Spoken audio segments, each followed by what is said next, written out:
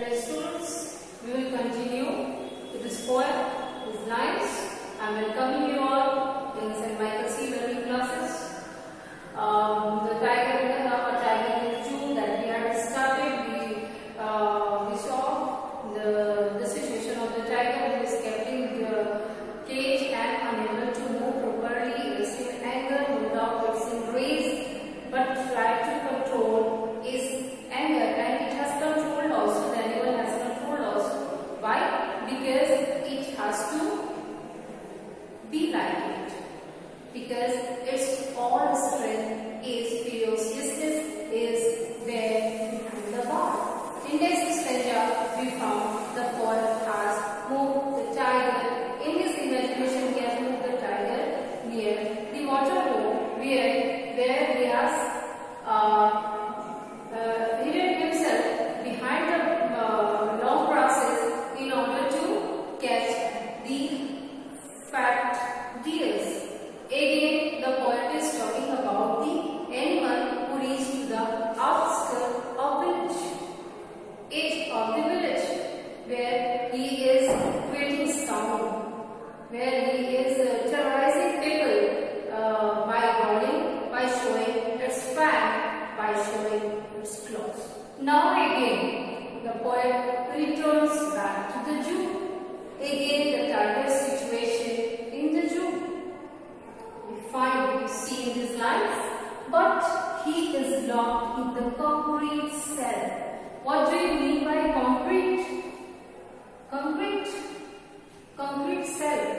That the cell that is made up of concrete. The cell that is made up of cement, sand, pebbles, rocks, small parts of rocks, small pebbles of rocks, you can say.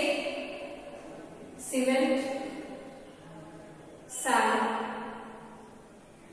pebbles of rocks, his strength behind the bar, and that cage that is made up of concrete, and his all strength, his whole ferociousness is just behind the bar. उसकी जितनी ferociousness है, भयानकपन है, डरावनापन है, that is kept in the bar because it can't. He is unable to show. He is unable to show. It's in anger, but it can't show it because its whole strength or ferociousness is confined in the wall. Stopping the learning of his case and just walking in that distance only, because few steps only, because it's a small concrete cell ignoring visitors. Why is this road ignoring visitors? Because it's already irritated with the situation, with his captivation. It's unable to come out. It's unable to show its strength. It's unable to show how much mightiest it is. It's unable to show its anger. That's why he is ignoring the visitors. Visitors are coming, just watching, enjoying and going from the zoo. But this animal behind the bar, whose strength is completely shattered, is unable to enjoy its natural habitat, and of course that's why it's ignoring the visitors. Now you come to the next. He hears the last voice at night. The animal is there in the cage and he hears the last voice of night. What is the voice of the night? The patrolling car. What do you mean by patrolling?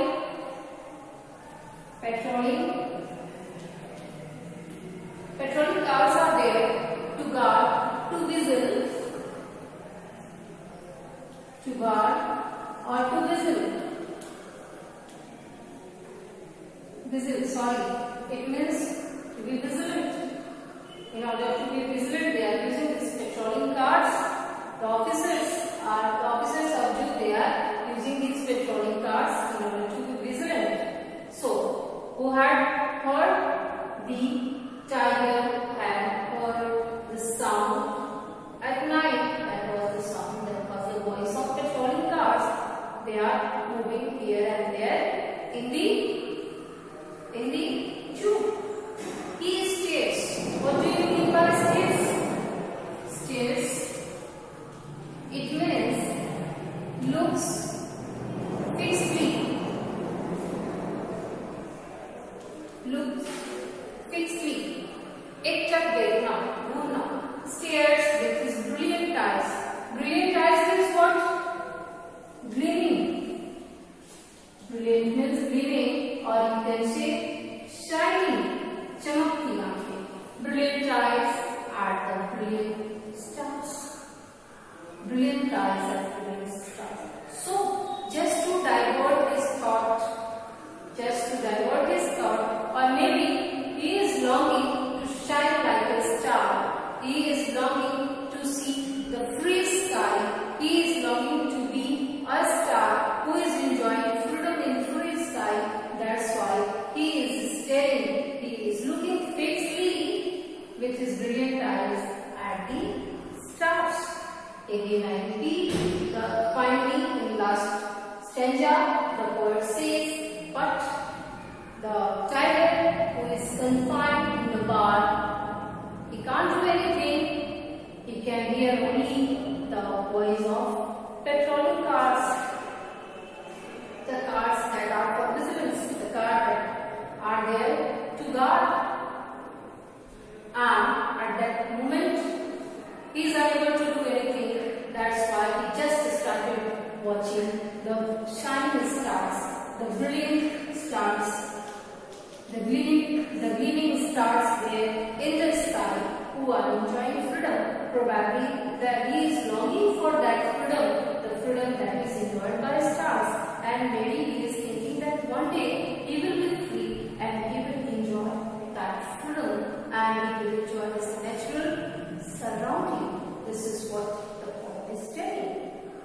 So we found when the poet starts the poem, he has given us a set of June. Then he moves to another set, that is the forest.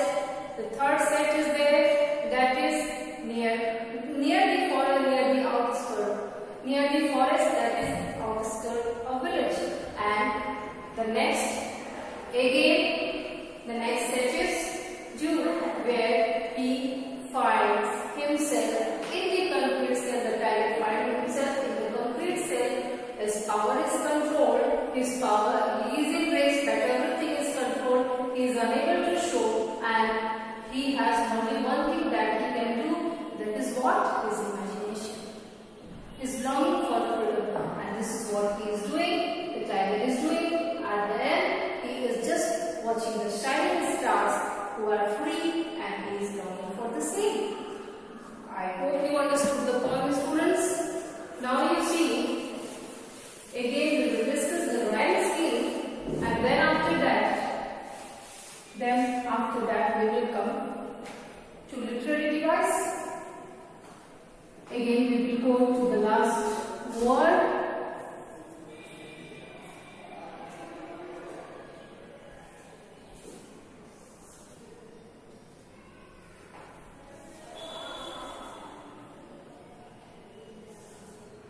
You see, what is this? If it is A, B, bars, stars. C, again, C, B and B. Why? Bars, visitors. Bars, visitors. So, these two are rhyming words. That's why the rhyme scheme of this stanza is A, B, C. Again, we come to the next stanza. That is night. A, B, C, cars, stars. Again B. It means the rhyme scheme that is followed here is A, B, A, B. When we go through the whole poem, students, we find each stanza is following the same rhyme scheme, that is A, B, C, D, A, B, C, D. Right? Now we come to literary device. Literary device. What are the literary devices that are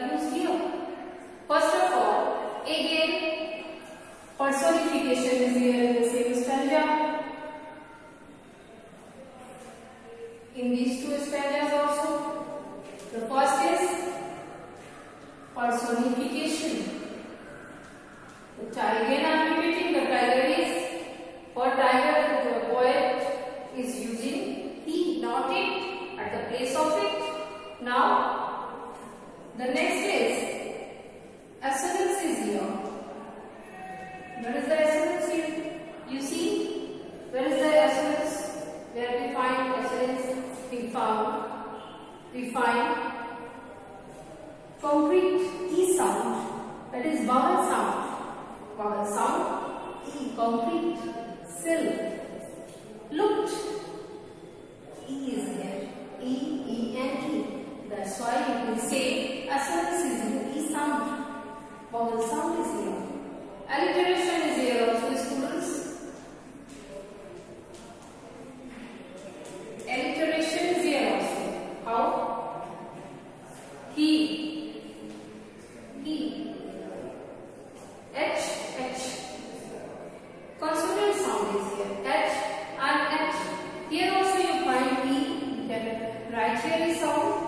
Assonance is here, alliteration is also here. What is alliteration here? H, E, that we found. Imagery of course. The whole poem is imagination. Even the title of the poem is presenting an image to us. It's presenting an image to us. We can easily imagine the situation. After going through the poem, we find that what sort of situations the animals are facing when they are kept in zoo. They have heart, they have feelings, they are also longing for their freedom.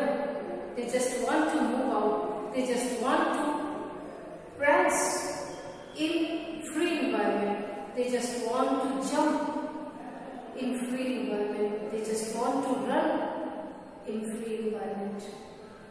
They are not living there for our benefit, for our selfishness, it's just because of our selfishness. They are not satisfied with what we have. We find these animals just medium of gaining more and more money, and in order to earn money, what we are doing? We are just killing them, we are just keeping them in cage. This is what the poem is. I hope you people understood the poem.